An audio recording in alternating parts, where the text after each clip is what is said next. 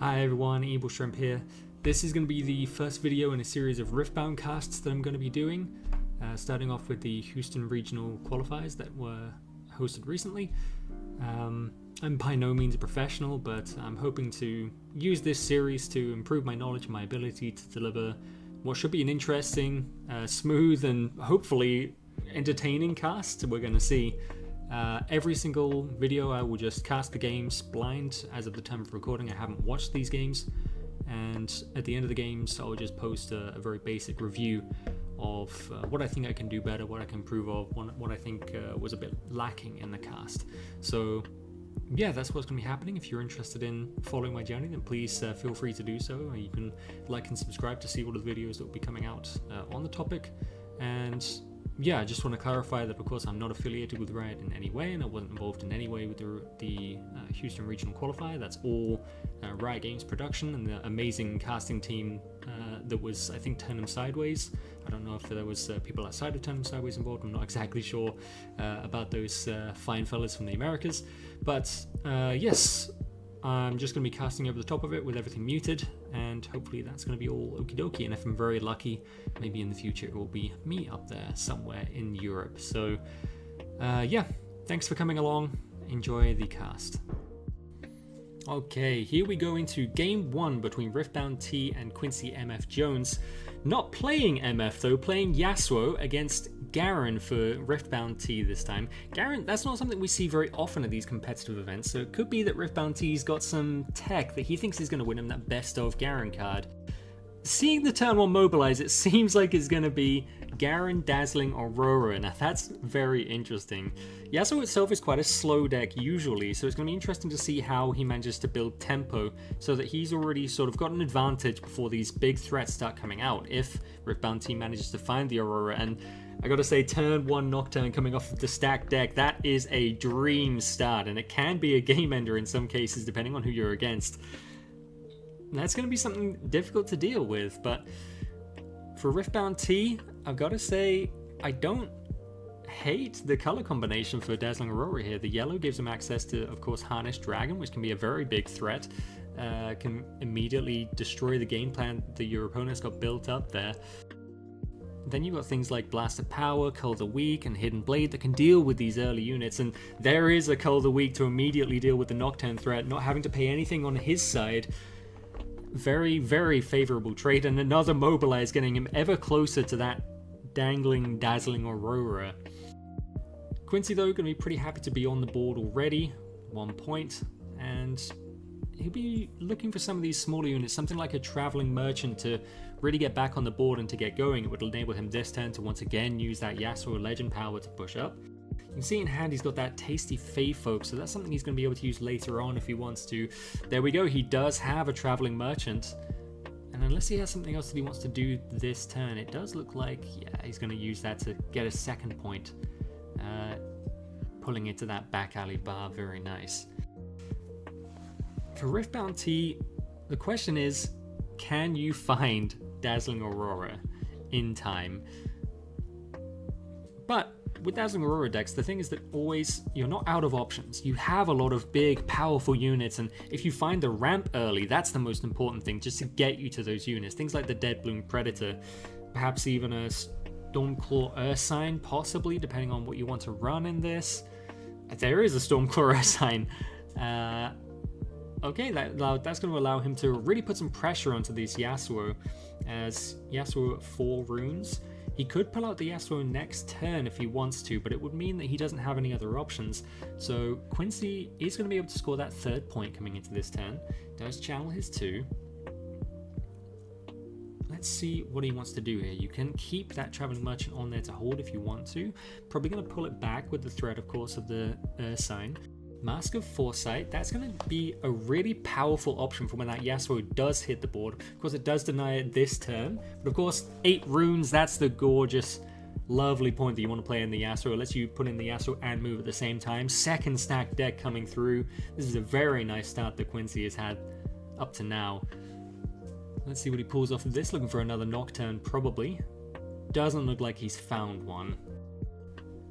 So let's see what he's pulled up. looks like he's got to find your center there, so he could just ramp further up. Things like the Tasty Fey Folk, perhaps a Mind Splitter if he's running it. Those can be really big threats and really dangerous later on. Moving that Traveling Merchant out of the battlefield just to keep it safe. Knows that he's probably going to lose it to that Stormclaw Ursine if he leaves it there.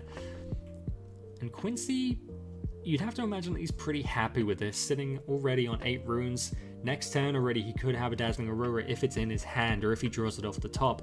And if he doesn't, you're not too worried about it. Yeah, using that extra tech of the Yasuo card to move the Traveling Merchant onto the second battlefield to get your second point for the round, pulling up to 4-0. But Riftbound T, of course, not out of this yet.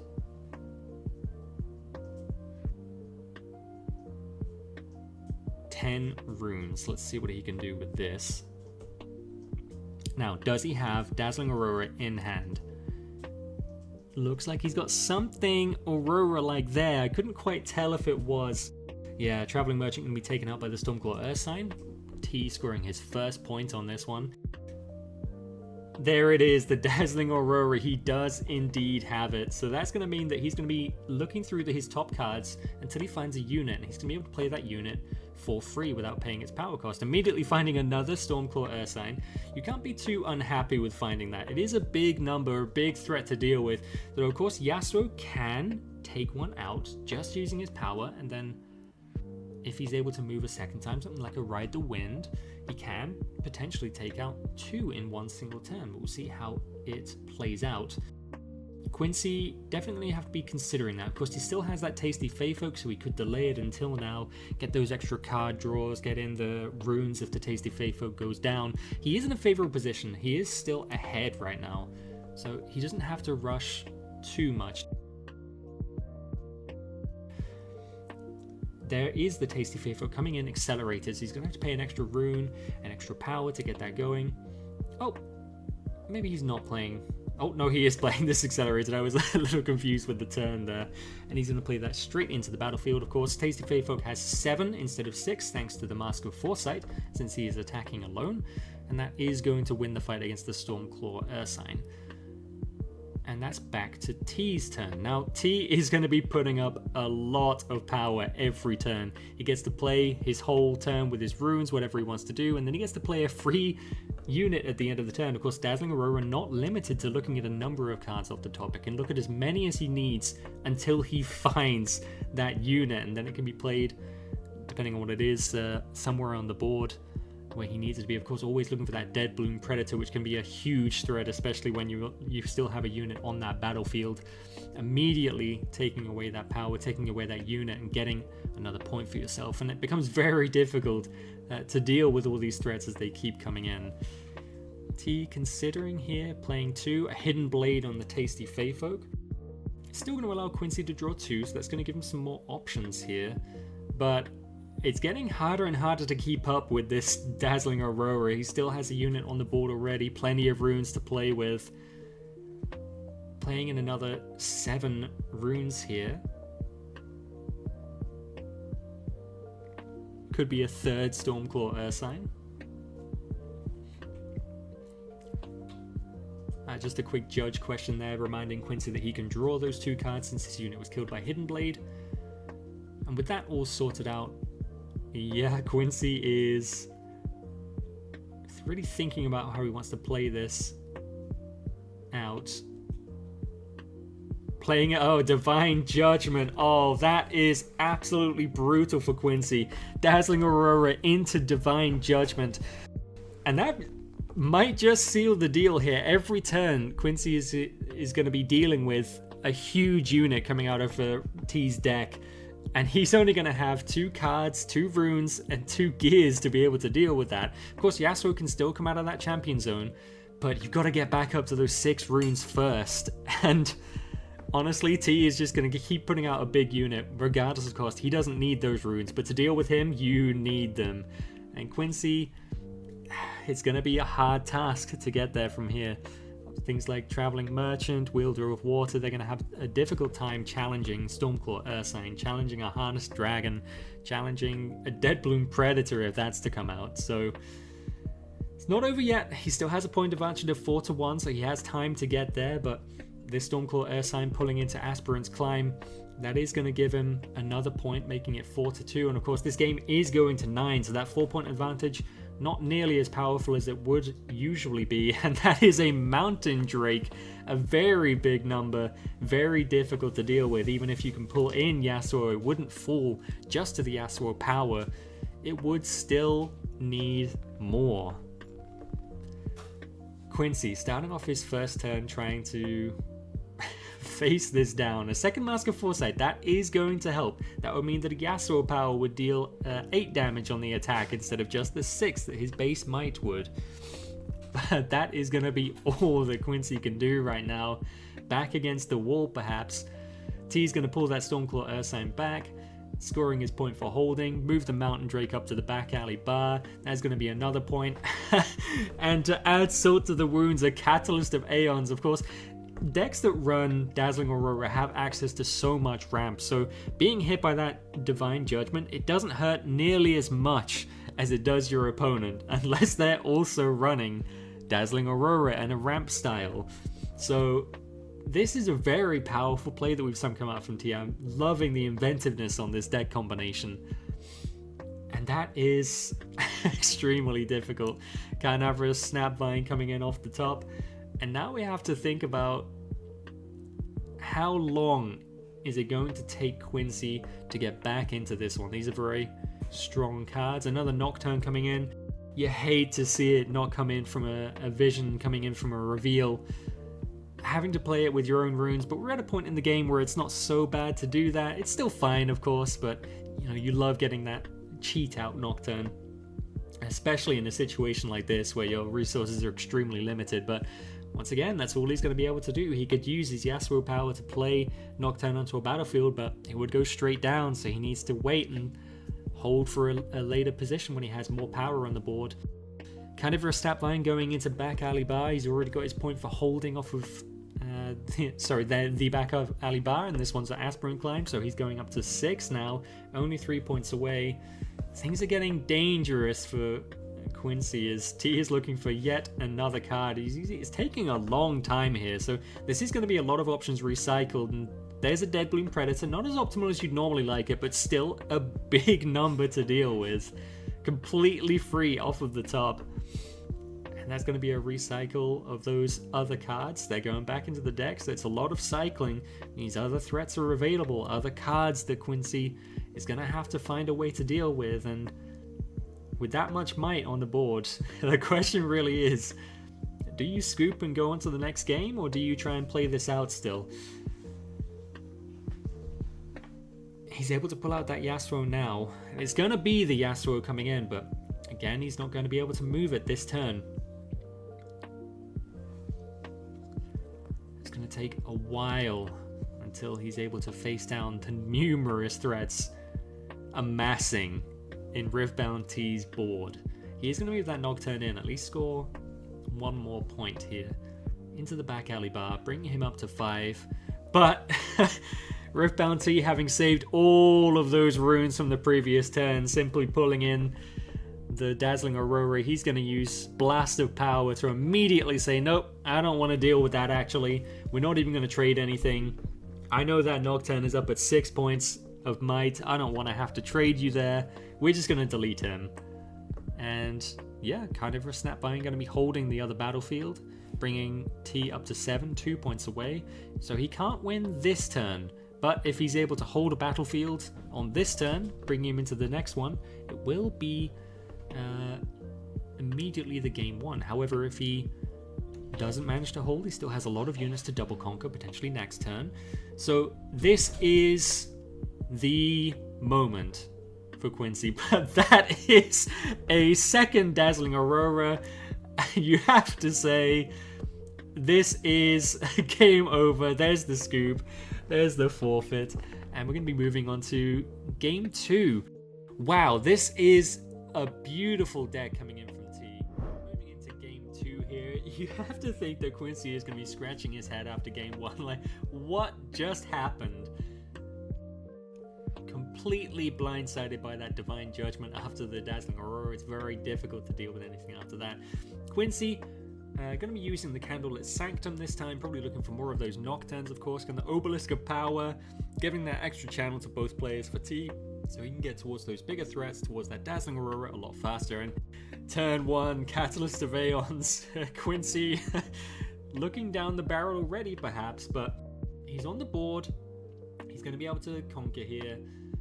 He's going to be able to get a point on going straight up, get some early tempo, and we'll see if it's enough this time. Of course, T still needs to find that Dazzling Aurora. He still needs to find a Divine Judgment. It's not guaranteed that he's going to have that combination again, and a Mask of Foresight coming in turn 2, that's really going to help. Moving on to that Candlelit Sanctum, he's going to be able to cycle through this deck, take a look. First of all, he's of course going to discard the second Traveling Merchant, make a draw, do his Candlelit Sanctum. Hopefully he's going to find a Nocturne here, because that's really going to give him the early tempo he needs to get on the board and move those points along as quickly as possible. Of course, if he does find a Nocturne, he'll be able to move it already this turn. Still has 2 runes available, that Yasuo Legend, really able to get those points racking up quickly. Looks like he didn't find it, however, and he's going to be passing the turn over to T. T, you would imagine, is hoping to see another Catalyst or at least Immobilize, already up to 8 runes, only needs 1 more to pull in that Dazzling Aurora. One way or another, it's coming next turn. It looks like he already has a Catalyst, already has another Divine Judgment in his starting hand. Dead Bloom Predator straight away denying that tempo. Absolutely devastating to have to face down such a massive unit so quickly, but little Quincy can do here, so he's going to give away that battlefield to T, taking it to 1-1 already. T, of course, now activating that battle effect. He's hoping he can find that Dazzling Aurora. He already has a Divine Judgment. It looks like he saw another one there, so he's going to pass both of those over onto the bottom of his deck. Of course, bring him closer and closer to another chance to find Aurora, and of course, any other big units. You see, he doesn't necessarily need to get there. That Dead Bloom alone is a big problem for Quincy to deal with. But this turn, he could potentially bring out his Yasuo. He wouldn't be able to move it yet, so it might be something he wants to wait to do until next turn. Could possibly also bring in a Kayn or a Tasty Fey Folk. Yes, immediately bring that one in, and he does have enough to bring it in. No, he doesn't have enough, sorry, to bring it in accelerated. He can only bring it in to the base for now, and that's going to allow T to hold, get a second point. Now, the question is, do you play for Dazzling Aurora right now if you find it? Of course, it's big tempo, that ability to just keep churning out massive units. But with a Dead Bloom already on the board, and finding another one or another large unit, such as another one of those Ursines or a Harnessed Dragon or another Snapvine, could be just as valuable.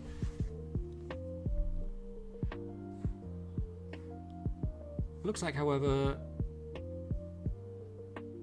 some sort of question, or perhaps his turn being passed. You can see T's already put his hand down. And it shows a lot of confidence, a lot of calm. He's not shuffling through his deck. He's just putting his cards on the table. I know what I've got. It's on you. You have to think about this, what I've got. I'm going to show you that I've got this number of cards on my hand, so you can take a look at these. But it seems like T does have some sort of judge question, just trying to confirm something. Dazzling Aurora, of course, extremely powerful. It is what you want to see.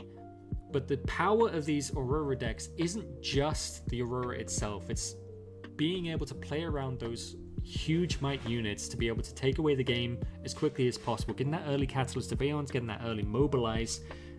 It can be just as powerful to be able to play a Dead Bloom, as we saw already, to deny this Traveling Merchant. And Quincy's options, he has this Yasuo. Now, that will be, if it attacks, already up to 7. So it would be already close to dealing with this Dead Bloom Predator and other cards like that. If he has something like a Discipline or an On Guard as he's moving it to react to the when I attack effect, that would go on the chain first, which would make the attack stronger. He could potentially take out this Dead Bloom Predator without even entering the showdown combat stage, so his Yasuo would stay safe. And could potentially be pulled out by something like a Ride the Wind, or play a hidden Fight or Flight. Quincy, of course, can himself just play a Fight or Flight on something like a Dead Bloom Predator, just to give him a little bit of space, a little bit of breathing room, but of course leaving a card like that on the board is something that's risky. Of course, it can just come back, and it's such a big unit to deal with. Looks like the question has been resolved. I'm lying. It doesn't look like the question has been resolved. It looks like the judge has just gone and confirmed that with somebody else, whatever the question might be. Now, this game too, running a battlefield like Obelisk of Power, of course, does give that extra little bit of consistency. Just making sure that in game one you don't get blown out of the water with Aspirant's Climb, making it a little bit harder for those fast-paced decks, something like an Annie and Kaiser. Other decks, of course, that are coming in, like a Darius Baited Hook or a Jinx. These faster-paced decks that really oftentimes struggle to get over that line. They can get to 6 or 7, and then pushing over that final hurdle against Aurora decks can be difficult. So guaranteeing on your turn, on your first game, that you have that Aspirant's Climb to make sure that you get more time to get it going, and then turn 2 bring in this Obelisk of Power just to move things along towards your rune breakpoint, getting out that Dead Bloom Predator faster, getting out that Aurora faster, is a very nice strategy indeed. Players resuming, T's playing that hidden card. You have to imagine that's going to be a hidden blade, making it very, very difficult to contest this Dead Bloom. And T's saying, hey, I see no reason to move this Dead Bloom off of the battlefield. If you want to take this battlefield, if you want to stop me holding and gaining points this early in the game, you are going to have to come to me. And that Tasty Feyfolk is going to try. Currently only at 7. Yeah, going to use the On Guards to make him 9. Since he's the only unit at that battlefield, it's now 9 versus 8. And T going to be faced with the question, how do you want to use this hidden card? Yeah, Hidden Blade straight into the Tasty Feyfolk.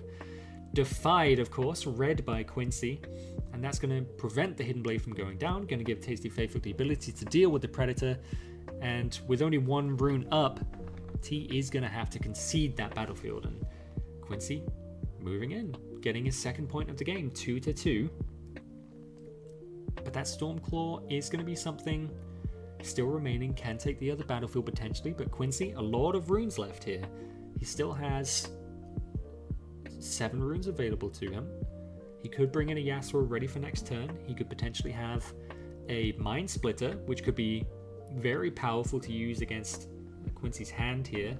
Or just a Kayn, preparing for those later turns. Now Kayn, he is immune after he's moved twice, so getting him prepped on 1 turn, and the next turn having him available to use his own move, use that Yasuo Legend to give him a second move, use that Ride the Wind to give him another move potentially. It does make him very difficult to deal with this Mask of Foresight. He gets to effectively deal 6 damage to a unit without taking any himself. Perhaps even more if you have a Discipline, something that we saw in Quincy's hand moments ago, something like another On Guard. So a very nice combination that I personally really enjoy using. I really like seeing this, and seeing these cards used to their highest level is something that's absolutely beautiful to see. Now, it looks like so far T is whiffing on the Dazzling Aurora. He's going to have to deal with what's in his hand currently. Still has that Divine Judgment, but right now it's not going to benefit him too much to use it. So just going to move that Stormclaw all the way over to the Obelisk of Power for his 3rd point.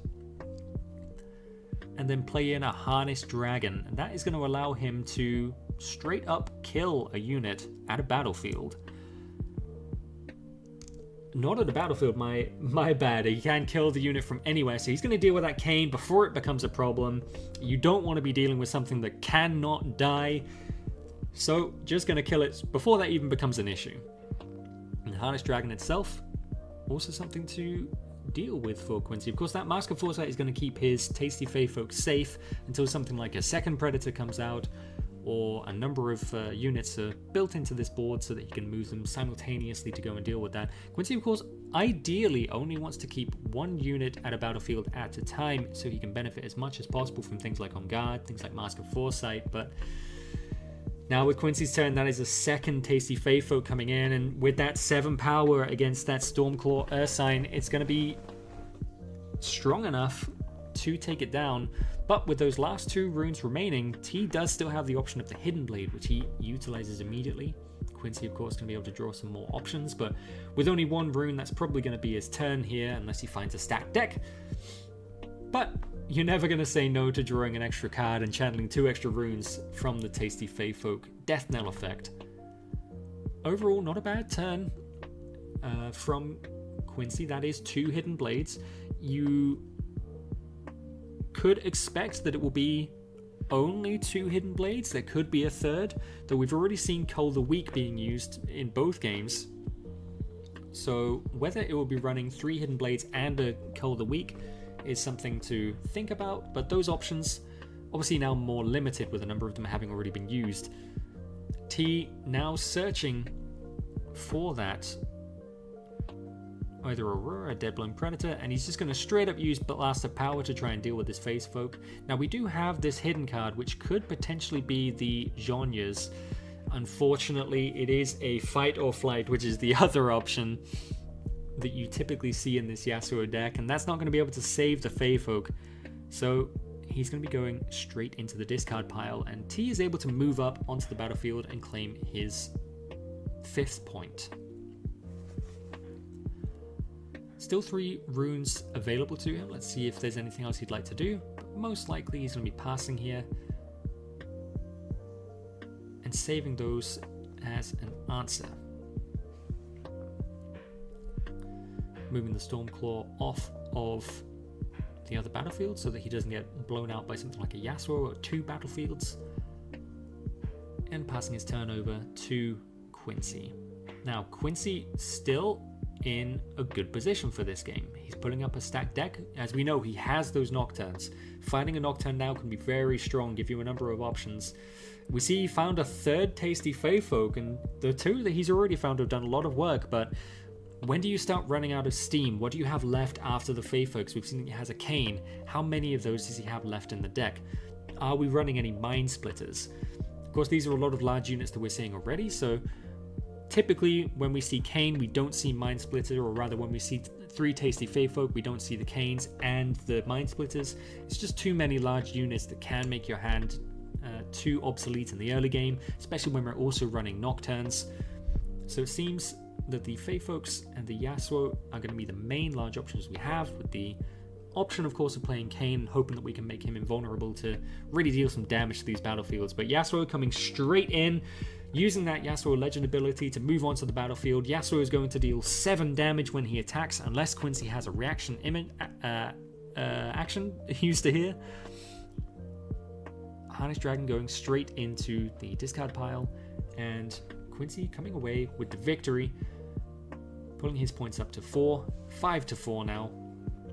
And though Quincy does have that Stormclaw Ursine available, it is 6 against 7 might currently, so there's going to have to be another answer on Quincy, on T's side here. Another hidden card coming in. It could be a Zhonya's to keep that Yasuo safe as well. And if it is that Zhonya's, it does make Quincy quite difficult to deal with. That Yasuo being sticky, he can just attack again and again. And Yasuo, he's kind of a first instance that we have of Protect the President composition, where we just need that Yasuo to stay alive as long as possible. We don't run any extra copies here. We only run this singular Yasuo, trying to make sure that we can get value out of him again and again with his attacks. That Mask of Foresight giving him extra damage when he makes that play. So instead of dealing 6 damage, he deals 7 damage. Perhaps 8 if we're playing a second copy of Mask of Foresight. I believe we saw a second copy in the previous one. T, just keeping it safe, going to play onto the Obelisk of Power, putting him up to 6. And this is, of course, an 8-point game, so really at this point, you do start to need more units coming out from Quincy, more ways to find that Dazzling Aurora, and we're going to be playing 6 to play out the legend, the Garen legend, chosen champion, and that does show a little bit of desperation here, that we're not finding those other answers. We're not finding that Dazzling Aurora, so our only unit available to play is the champion, Garen himself. Now, he does have both Assault and Shield too, so he's no slouch. He does come in with that 7 might on the attack. He does come in with that 7 might on the defense. Of course, a little bit weaker if you're playing into something that has spell removal, but Yasuo doesn't have those sort of options. But there we do see a Mind Splitter coming in from Quincy. I spoke too soon when I said we might be unlikely to see it in this kind of death format. But, yep, immediately removing that Divine Judgment. Of course, Quincy was hoping that he might see a Dazzling Aurora. He would have loved to, of course, pull that on curve, but naturally, if he didn't play it last turn, it seems unlikely T was going to play it, so probably just fishing for another large unit, something like a Snapvine or something like Deadbloom Predator, perhaps even another Harnessed Dragon if there's one in there, just to deny the answers that T might have to this board state that's currently being run by Quincy. Now, moving Nocturne in to defend both battlefields, he knows that if he manages to hold both here, he is going to be able to win that game, and Garen with that 7 might isn't going to be able to push off the Mind Splitter, isn't going to be able to push off Yasuo and Nocturne, so knows T has to have an answer here, and we're hoping, T is hoping that he's found the Dazzling Aurora or a Deadbloom Predator. Deadbloom Predator is going to be able to deal with the Mind Splitter. Going to be hoping still that he has something else he can do, but just denying the 2 hold points, that's going to be enough. But with the On Guard coming through, denying that, T is just going to say, hey, that's enough. You've got this game. GG. I'm going to move on to game 3. Here we go with game 3. T, this game is going to be hoping that he's able to find that Dazzling Aurora, able to find even some of these larger units. We did see that T struggled to find units in the previous game, and that did make it very difficult for him to answer the things that Quincy was doing. Quincy, playing a very patient game, kept churning out these large units like the Tasty Feyfolk, like the Mind Splitters, like the Yasuo, and it was just impossible for T to deal with.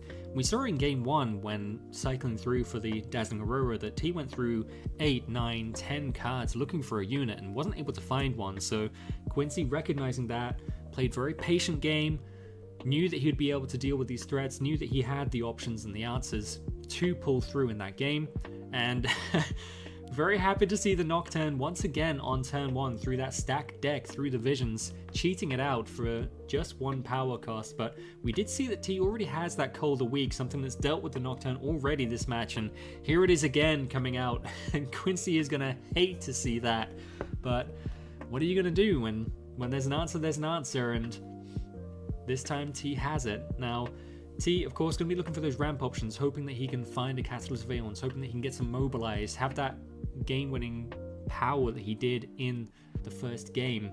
But Quincy already on his second turn, playing out an Adaptatron, something you would love to see dealing with the Dazzling Aurora, since it does get to destroy a piece of gear, but Quincy just deciding, hey, I need to get in here with some speed, I need to be getting onto these battlefields and get some points so that if you do struggle to find your cards like you did last game, I'm in a good position to take this one home. So once again, Quincy playing a Traveling Merchant. T passing on a full turn with nothing to play, no way to accelerate his game.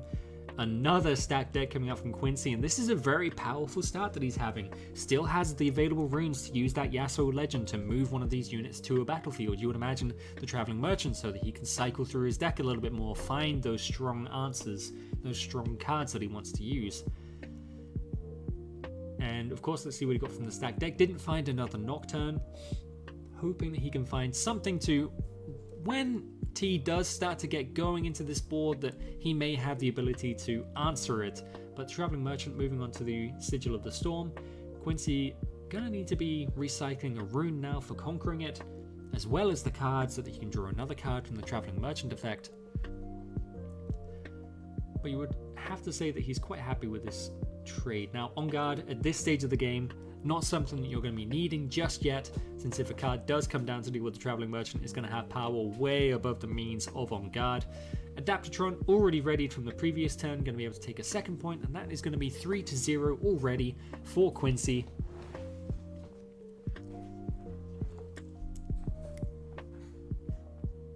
And T really looking to draw this Dazzling Aurora, looking to draw a Deadbloom Predator, looking to draw an Ursine, but that's going to be 6 coming in already, and a recycle, bringing out that Garen, not waiting, saying, I need units on the board right now, so Garen is going to be the one with his 2 assaults, 2 shield, and he is a threat to deal with, but Quincy not quite able to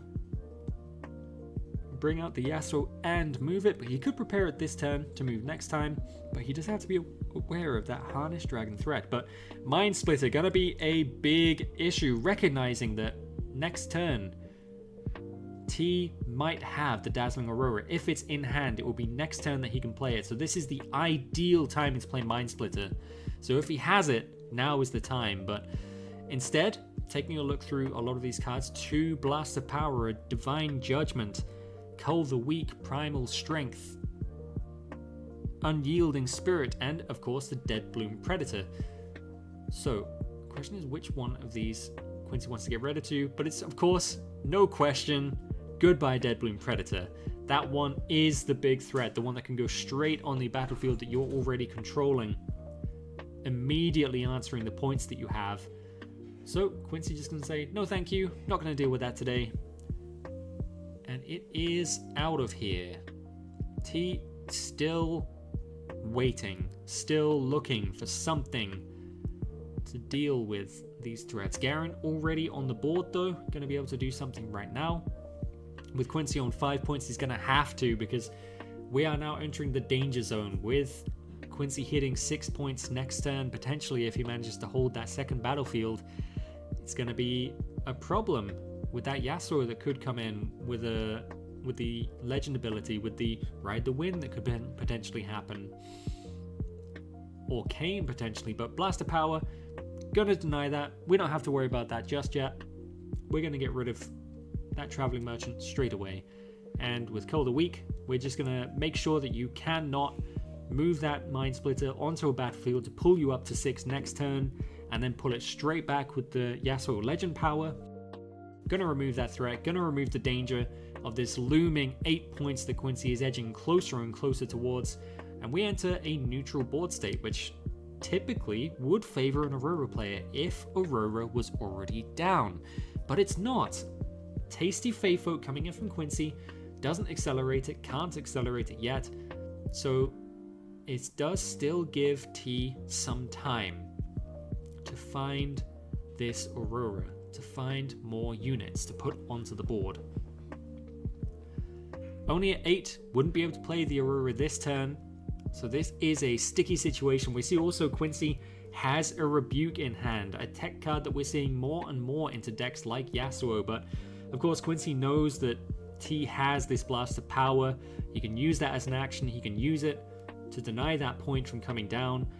T just trying to stall out the game as long as possible, deny as many points as possible, so Quincy held on 5, T still in the game, still waiting, still looking for that Aurora, still looking for those other Dead Bloom Predators, looking for another Harness Dragon perhaps that can immediately deny this Nocturne that's now got onto the board, still going to capture that point this turn. Quincy determined to move up to 6. Of course, could have done it with the Yasuo Legend as well, but holding that Yasuo Legend in base to use fully reactionary, making sure that that Yasuo, which is a big card, great power for the deck, making sure that it doesn't get taken out of turn. With that, Quincy's just going to pass it. 3 cards, runes still available, still has the ability to defy some of these smaller spells if they happen, the ability to defend that Nocturne, buff him a little more, and there is the Dazzling Aurora. T finally getting out there and only pulling a Stormclaw Ursine right now, and that is not exactly the card you want to see, but it is at least, of course, a big unit that comes out for free, and this is only going to be something that snowballs more from here. Quincy moving up to 7, however, if he's able to capture the second battlefield this turn, he is going to be able to win the game and take it right here. So T's going to have another answer that he can use as an action to deny this Kayn, to prevent that 8th point from coming through. But there is Kayn being moved with the Yasuo Legend ability. That is going to be 8 points. That is going to be match. Quincy taking it 2-1 after a very difficult first game.